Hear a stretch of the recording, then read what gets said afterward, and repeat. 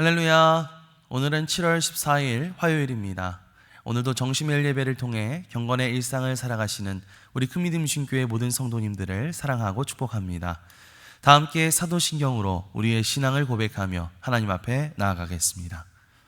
전능하사 천지를 만드신 하나님 아버지를 내가 믿사오며 그 외아들 우리 주 예수 그리스도를 믿사오니 이는 성령으로 잉태하사 동정녀 마리아에게 나시고 본디오 빌라도에게 고난을 받으사 십자가에 못 박혀 죽으시고 장사한 지 사흘 만에 죽은 자 가운데서 다시 살아나시며 하늘에 오르사 전능하신 하나님 우편에 앉아 계시다가 저리로서 산자와 죽은 자를 심판하러 오시리라.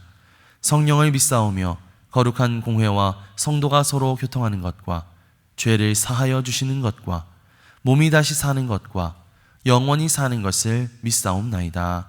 아멘. 다 함께 찬송가 65장 찬양하시겠습니다.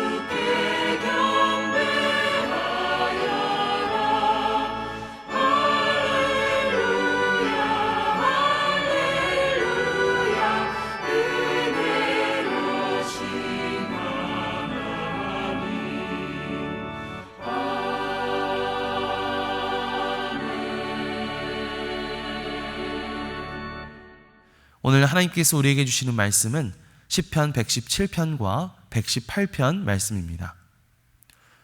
너희 모든 나라들아 여호와를 찬양하며 너희 모든 백성들아 그를 찬송할지어다. 우리에게 향하신 여호와의 인자하심이 크시고 여호와의 진실하심이 영원하미로다. 할렐루야. 여호와께 감사하라. 그는 선하시며 그의 인자하심이 영원하미로다. 이제 이스라엘은 말하기를 그의 인자하심이 영원하다 할지로다. 이제 아론의 집은 말하기를 그의 인자하심이 영원하다 할지로다. 이제 여호와를 경외하는 자는 말하기를 그의 인자하심이 영원하다 할지로다. 내가 고통 중에 여호와께 부르짖었더니 여호와께서 응답하시고 나를 넓은 곳에 세우셨도다. 여호와는 내 편이시라. 내가 두려워하지 아니하리니 사람이 내게 어찌할까. 여호와께서 내 편이 되사 나를 돕는 자들 중에 계시니 그러므로 나를 미워하는 자들에게 보응하시는 것을 내가 보리로다. 이는 하나님의 말씀입니다. 아멘. 할렐루야. 오늘도 말씀을 듣는 여러분의 심령 속에 성령님께서 주시는 감동이 함께하여 주시기를 주님의 이름으로 간절히 축복합니다. 여러분, 우리는 언제 하나님을 찬양할까요? 보통은 좋은 일이 있을 때 찬양을 하게 됩니다. 신앙생활을 많이 하신 분들이라면 그런 일이 있을 때 아주 저절로 찬양이 막 흥얼거려지죠. 좋으신 하나님, 좋으신 하나님, 참 좋으신 나의 하나님. 자, 그런데 반대로 어려움이 찾아오면 어떻습니까? 그럴 땐 찬양이 잘 나오지 않는 것 같아요. 그렇죠? 왜 그럴까요? 우리의 찬양이 환경에 영향을 받기 때문입니다. 그런데 오늘 본문 말씀은 이 찬양의 기준을 우리의 형편에 두는 것이 아니라 하나님께 두고 있는 것을 볼 수가 있습니다. 그러면서 왜 우리가 찬양해야 되는가, 또 누가 함께 찬양해야 되는가, 그리고 그 찬양이 우리의 삶에 어떠한 담대함을 주는가에 대해서 말해주고 있습니다. 오늘 말씀을 함께 살펴보면서요, 우리의 찬양이 환경에 의해서 흔들리는 그런 찬양이 아니라 하나님을 아는 믿음에서부터 시작되는 그런 찬양이 되기를 주님의 이름으로 간절히 축복합니다. 먼저 우리 117편 말씀, 우리 2절밖에 안 되는데요, 다시 한번 읽어보도록 하겠습니다. 너희 모든 나라들아 여호와를 찬양하며 너희 모든 백성들아 그를 찬송할지어다. 우리에게 향하신 여호와의 인자하심이 크시고 여호와의 진실하심이 영원함이로다. 할렐루야. 아멘.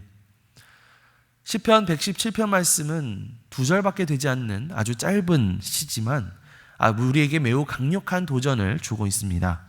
너희 모든 나라들아 여호와를 찬양하며 너희 모든 백성들아 그를 찬송할지어다 라고 선포하고 있는데요, 먼저 눈에 띄는 것은 이 찬양의 대상이 이스라엘만이 아니라 모든 나라와 모든 백성이라고 하는 거죠.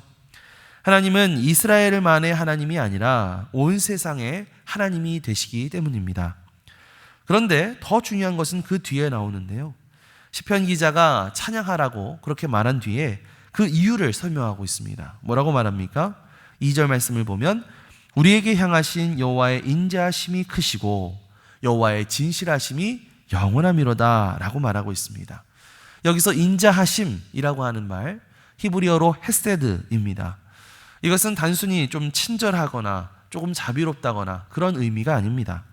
하나님께서 언약을 맺으신 그 백성을 끝까지 버리지 않으시고 약속을 신실하게 지켜가시는 그 크신 사랑을 의미하는 말이죠. 또 진실하심이라고 하는 말이 나오는데요, 히브리어로 에메트라고 하는 단어를 쓰고 있습니다. 이것은 변하지 않는 신실함, 믿을 수 있는 성품, 이것을 뜻하는 말입니다. 다시 말하면 하나님은 단순히 사랑만 하시는 분이 아니라 그 사랑을 끝까지 변함없이 지켜가시는 분이시다 라고 하는 고백인 것이죠. 그래서 이어지는 118편 1절 말씀을 보면 거기에서도요, 시인은 다시 한번 이야기하고 있습니다. 여호와께 감사하라, 그는 선하시며 그의 인자하심이 영원함이로다, 이렇게 노래하고 있습니다. 하나님의 인자하심은요, 일시적이고 순간적인 감정이 아니라 영원한 성품에서부터 우러나오는 것이다 라는 것이죠. 물론 우리도 세상을 살면서 사랑을 하지만 사실 인간의 사랑이라고 하는 것은 상황에 따라서 쉽게 변하기도 하고요, 또 약속도 쉽게 흔들리곤 합니다. 그러나 하나님은 어떤 분이시라는 거예요? 그 인자하심이 영원함이로다. 하나님은 어제나 오늘이나 변하지 않으시는 분, 동일하신 분이라는 사실이죠. 그분의 사랑도 그분의 약속도 결코 변하지 않는 줄 믿습니다.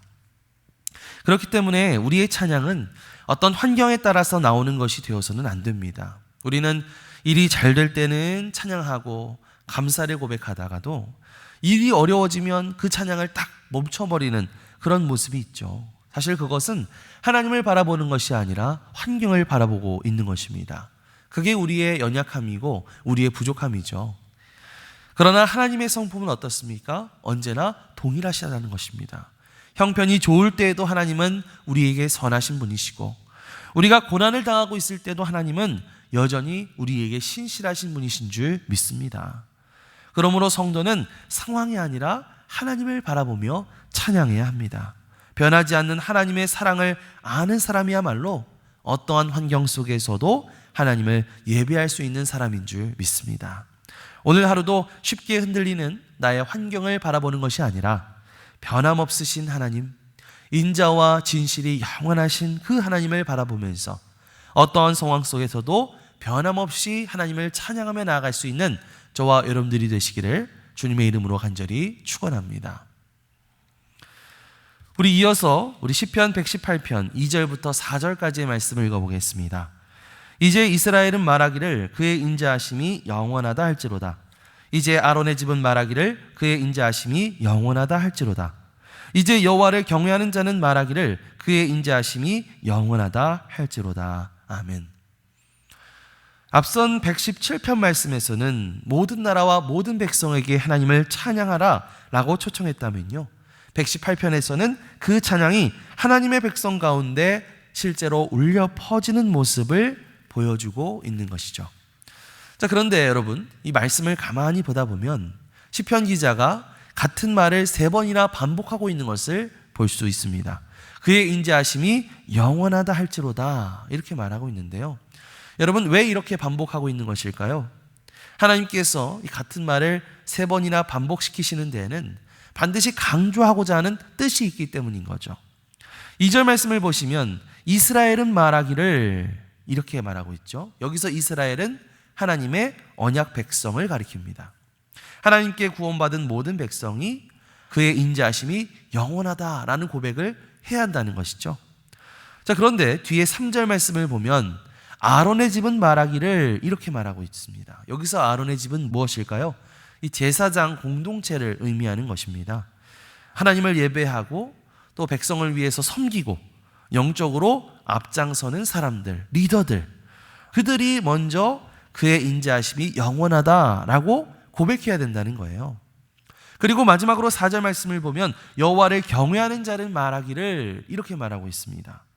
이것은 하나님을 경외하는 모든 사람을 가리키는 말입니다. 당시에는 이방인들 가운데서도 하나님을 믿고 경외하는 사람들이 있었는데요, 그들까지도 모두 다 이 찬양에 참여하도록 초청하고 있는 것이죠. 이 세 부류가 서로 조금씩 차이가 있기는 하지만 여러분, 공통점이 무엇입니까? 그것이 백성이든 아니면 리더들이든 또 하나님을 경외하는 사람이든 외국인이든 모두가 같은 고백, 하나의 고백을 하고 있다라고 하는 사실입니다. 어떤 고백이에요? 그의 인자하심이 영원함이로다. 하나님의 사랑, 하나님의 그 인자하신 성품은 영원하다라고 하는 그런 고백이죠. 그러니까 다시 말하면 하나님의 사랑은 어떤 특정한 사람만 경험하는 것이 아니라는 거예요. 또 몇몇 사람만 할 수 있는 간증도 아니라고 하는 것이죠. 하나님의 은혜를 경험한 사람이라면 누구나 함께 고백해야 하는 공동체의 신앙 고백, 그것이 바로 여호와께 감사하라, 그는 선하시며 인자하심이 영원함이로다 라고 하는 이 고백인 줄 믿습니다. 여러분, 오늘날 교회도 마찬가지죠. 누가 하나님 앞에 찬양해야 합니까? 누가 하나님을 찬양해야 합니까? 목회자만 하나님을 찬양합니까? 아니죠. 장로님들, 권사님들, 오랫동안 신앙생활한 분들만 찬양합니까? 아니죠. 새가족도 찬양하고 청년들도 찬양하고 어린 아이들도 찬양하고, 그렇게 모든 성도가 다 함께 그의 인자하심이 영원함이로다 라고 고백하는 그런 공동체, 그것이 바로 교회가 되어야 할 줄 믿습니다. 그래서 여러분, 이 예배 시간은요, 단순히 찬양 몇 곡만 부르는 그런 시간이 아니라요, 하나님께서 우리에게 베풀어 주신 변함없으신 그 사랑, 헤세드와 에메트의 그 사랑을 온 교회가 함께 선포하는 그런 시간이 되어야 할 줄 믿습니다. 사랑하는 성도 여러분, 하나님의 은혜를 혼자만 간직하지 마세요. 하나님께서 여러분들의 삶에 베풀어 주신 그 사랑을 여러분 가정에서도 고백하시고 교회에서도 고백하시고 삶의 모든 자리에서 고백하시기 바랍니다. 우리의 입술을 통해서 하나님은 선하시고 그의 인자심이 영원함이로다 라고 하는 그런 믿음의 고백이 계속해서 흘러나오게 될 때, 그 고백은 다른 사람의 믿음을 세우게 되고 또 공동체를 든든히 세우게 되는 역사가 일어나게 될 줄 믿습니다. 오늘도 하나님의 그 변함없는 사랑을 함께 찬양하면서 함께 고백할 수 있는 믿음의 공동체가 될 수 있기를 주님의 이름으로 간절히 축원합니다. 마지막으로 118편 5절부터 7절까지의 말씀을 함께 보겠습니다. 내가 고통 중에 여호와께 부르짖었더니 여호와께서 내게 응답하시고 나를 넓은 곳에 세우셨도다. 여호와는 내 편이시라. 내가 두려워하지 아니하리니 사람이 내게 어찌할까. 여호와께서 내 편이 되사 나를 돕는 자들 중에 계시니 그러므로 나를 미워하는 자들에게 보응하는 것을 내가 보리로다. 아멘.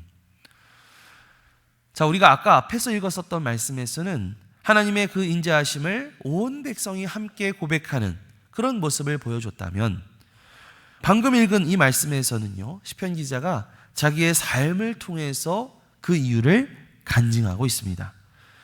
그는 뭐라고 말합니까? 내가 고통 중에 여호와께 부르짖었더니, 이렇게 말하고 있죠. 여기서 중요한 사실을 하나 발견할 수 있습니다.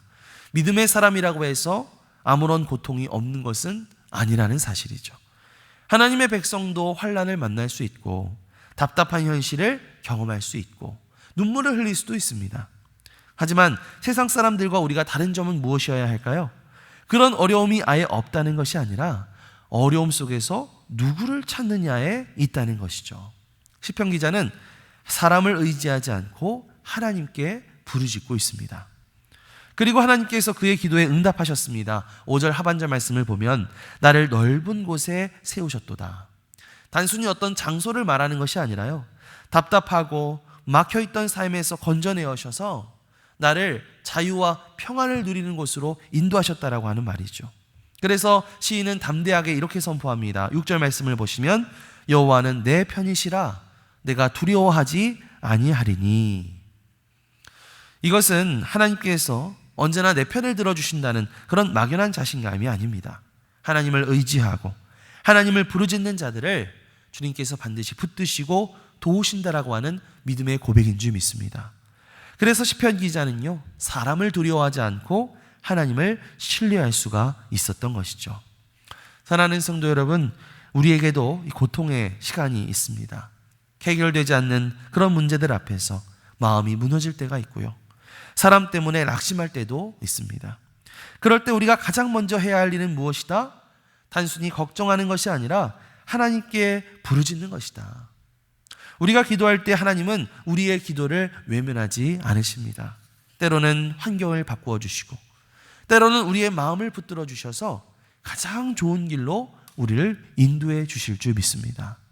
그렇기 때문에 여러분, 어떤 상황 가운데서도 여호와는 내 편이시다, 여호와는 내 편이시다라고 하는 그 믿음을 붙드셨으면 좋겠습니다. 오늘도 그 확신을 가지고 하나님 앞에 부르짖음으로 말미암아 여러분의 곁에 서서 여러분들을 도우시는 그 하나님의 손길을 경험할 수 있는 저와 여러분들이 되시기를 주님의 이름으로 간절히 축원합니다. 아멘. 기도하겠습니다.